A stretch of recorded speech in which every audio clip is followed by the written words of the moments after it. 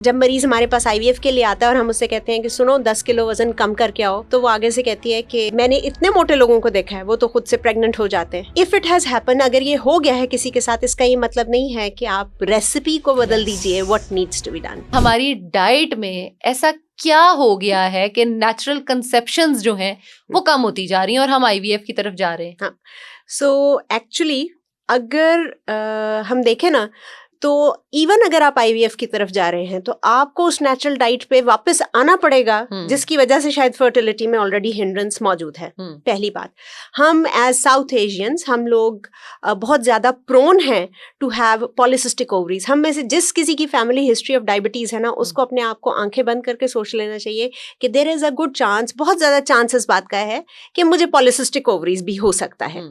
मैं वेट बढ़ाऊंगा तो मेरा चांस कि ये पॉलिसिस्टिक ओवरीज के सिम्टम्स जो हैं ये सामने नजर आने लग जाएं ज़्यादा हो जाएगा। वक्त गुजरने के साथ ज़िंदगी आसान हुई, जो कि बड़ी अच्छी बात है, लेकिन उस तसाहुल के साथ शायद जो प्रॉब्लम आया है वो ये आया है कि हम लोगों का जो हम खाते हैं उसको हम एग्जर्ट नहीं कर पाते, उसको हम स्पेंड नहीं कर पाती बॉडी, क्योंकि हमारी लाइफस्टाइल सिडेंट्री हो गई है, आसान हो गई है। हम खा पी के बैठे रहते हैं। हमें अच्छी बात है कि मुझे या आपको किसी 2 मील चल के पानी नहीं लेने जाना पड़ता, सो इट्स अ ब्लेसिंग, लेकिन हमें 2 मील चलने की जरूरत शायद फिर भी मौजूद है जो कि हमने खत्म कर दिया। ये ब्लेसिंग इन डिस्गाइज हो गया हमारे साथ। It's a blessing and curse in disguise, दोनों चीजें। सो उसका नतीजा ये निकला कि हमारी जो जेनेटिक प्रीडिस्पोजिशन थी उसके साथ जब हमने खाने पीने की अमाउंट तो वैसे ही रखी, लेकिन अपना लाइफस्टाइल नहीं बदला, उसकी वजह से हम ओवरवेट होने लग गए। जब हम ओवरवेट हुए तो फर्टिलिटी के प्रॉब्लम्स नजर आने लग गए, एंड दैट्स व्हाई प्रॉब्ली अब फर्टिलिटी के इश्यूज ज़्यादा नज़र आते हैं। और जब मरीज़ हमारे पास आईवीएफ के लिए आता है और हम उससे कहते हैं कि सुनो 10 किलो वज़न कम करके आओ, तो वो आगे से कहती है कि मैंने इतने मोटे लोगों को देखा है वो तो खुद से प्रेग्नेंट हो जाते हैं। But if it has happen, अगर ये हो गया है किसी के साथ, इसका ये मतलब नहीं है कि आप रेसिपी को बदल दीजिए। What needs to be done, तो इसकी बहुत शदीद ज़रूरत है कि हम अपने वेट पर, अपने लाइफस्टाइल पर तवज्जो दें फर्टिलिटी के इश्यूज को सॉल्व करने के लिए, ख्वाह वो नेचुरल प्रेगनेंसी हो, ख्वाह वो आईवीएफ हो। और बहुत सारे मरीज जब हम आईवीएफ के लिए प्रिपेयर करते हैं और वो बादल न ख्वास्ता वजन कम करती हैं, वो नेचुरली प्रेग्नेंट हो जाती हैं। So that's the story. IVF होता क्या है?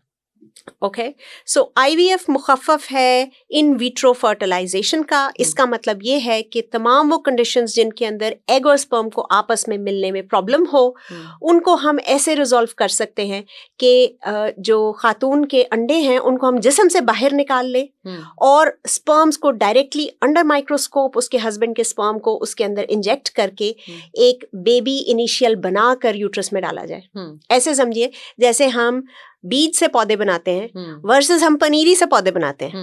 तो ये पनीरी है एक तरह की जिसको यूट्रस में वापस डाला जाता है। So that's what IVF is. Painful है? मेरा ख्याल है इसकी जो इमोशनल पेन है, इस प्रोसेस की जो एंजाइटी है, वो बहुत ज़्यादा है फिजिकल पेन की निस्बत।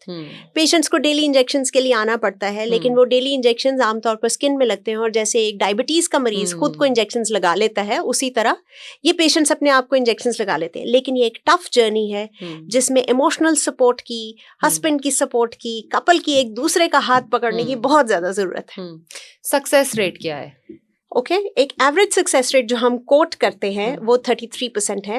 आई एम प्राउड टू से कि पिछले 3 सालों से my own personal success rate, and I mean not just pregnancy test positive but after fetal cardiac activity positive, has been much over 50%. मैं अभी भी much over 50% कहते हुए अपनी फिगर को कट डाउन कर रही हूँ, because you never know. Of course, but still I would say माशाल्लाह माशाल्लाह माशाल्लाह, क्योंकि बहुत सारे जो लोग होते हैं वो इस चीज़ को इतना गो थ्रू कर रहे होते हैं, अपनी लाइफ को लेके, अपनी चीज़ों को लेके इतना अटैच्ड होते हैं ना emotionally. So I think this is great. आप बड़ा अच्छा काम कर रही हैं, बहुत अच्छा किया आप इंग्लैंड से आ गई हैं। अब ये बताएं इंग्लैंड गई क्यों थी, वहाँ पे क्या सीखा और पाकिस्तान से क्या डिफरेंट था वहाँ पे काम करने में? Okay, so first of all तो मैं इंग्लैंड उस स्टेज पे गई जिस स्टेज पे डॉक्टर्स छोड़ के नहीं जाते, बिकॉज मेरी प्राइवेट प्रैक्टिस काफ़ी इस्टेब्लिश थी, मैं FCPS की ट्रेनिंग कर चुकी थी, मेरे हस्बैंड ने सोचा पाकिस्तान जाने का और मुझे अच्छी बीवी बनने का शौक आया और तो आप मैंने सोचा इंग्लैंड कि चली मैं गई। उनके साथ I want to go with him. और वहाँ रहकर बहुत सारा कुछ दोबारा से एक तरह से सीखना पड़ा। बहुत सारे उनके सिस्टम में एंटर होने में प्रॉब्लम्स आए, लेकिन वहाँ पर रह के मैंने अपनी एज अ कंसल्टेंट अपनी रजिस्ट्रेशन वहाँ पे कंप्लीट की।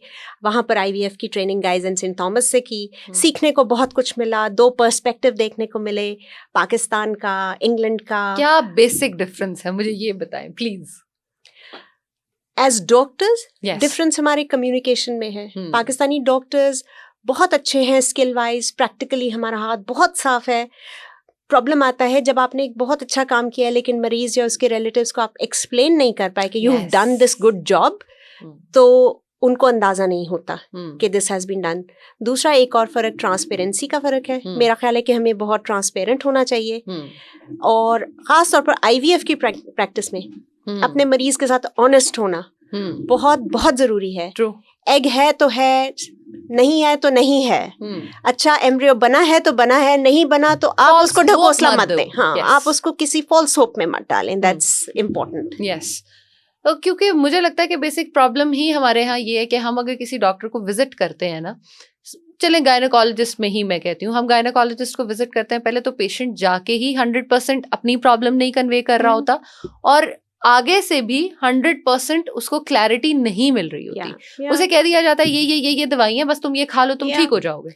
अब वो दवाई किस चीज की है, क्या है, वो नहीं हमें पता। ट्रू। आप भी ये कर रही हैं। तो काउंसलिंग मेरी कोशिश ये होती है, मैं नहीं कह सकती कि मैं 100% कर रही हूँ, मेरी कोशिश होती है कि मेरा एक जो सवाल है ना, बड़ा पेट सवाल है मरीज से, एनीथिंग एल्स, और कोई बात, anything else, they should feel कि मुझे मौका मिला कि मैं अपने तमाम सवालात पूछ सकूं। दूसरा मैं पेशेंट से कहती हूँ, जब मुझे लगता है कि हाँ कंसल्टेशन लंबी हो रही है, मैं उनसे कहती हूँ कि मैं आपको इनकरेज करूंगी कि इन सबको लिख ले, नेक्स्ट कंसल्टेशन से पहले राइट देम डाउन।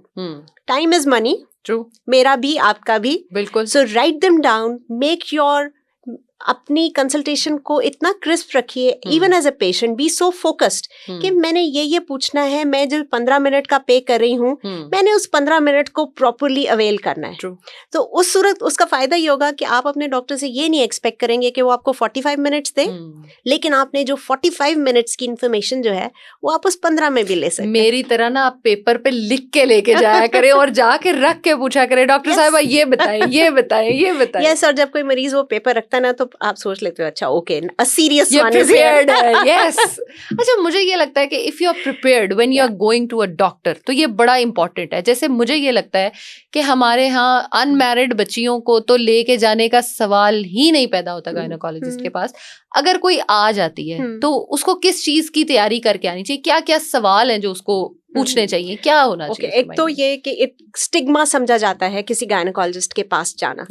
लेकिन एक बात ज़हन में रहे कि जब हम पैदा हुए हैं, we females 55% of the population, तो हमारे प्रॉब्लम्स आएंगे, कोई ना कोई प्रॉब्लम ऐसा आएगा, उस प्रॉब्लम से आंखें चुराने से शायद हम उसको ज्यादा खराब कर देंगे, ऐसे ही रादर देन कि हम वक्त पर उसके लिए हेल्प सीख कर लें।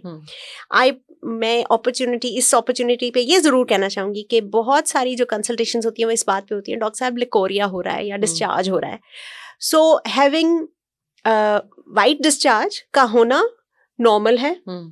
मैं अपनी पेशेंट्स को एग्जांपल देती हूँ कि कुदरत ने हर वो जो सरफेस, जो म्यूकोजल सरफेस कहते हैं, जैसे कि हमारे मुंह के अंदर की लाइनिंग है, उसको ड्राई नहीं रखा। इमेजिन करें कि हमारे inside of our mouth dry होता, हमारे मुंह के इनसाइड ड्राई होता, तो कितनी मुश्किल हो जाती। सिमिलरली वजाइना एक म्यूकोजल सरफेस से कवर्ड एरिया है, तो वो ड्राई नहीं होगा, उसमें कुछ ना कुछ डिस्चार्ज होगा।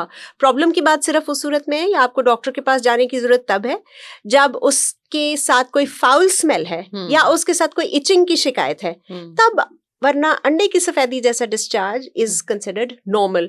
आप बहुत कंसर्न हो रहे हैं तो आप जरूर मेक श्योर कर लीजिए कि आपकी डाइट ठीक है, आप विटामिन डी कैल्शियम लेवल्स अपने विटामिन डी लेवल्स चेक कर लीजिए, कैल्शियम का इंटेक रखें, अपने आप को हेल्दी बनाइए, तो होपफुली आपको ये प्रॉब्लम्स कम महसूस होंगे।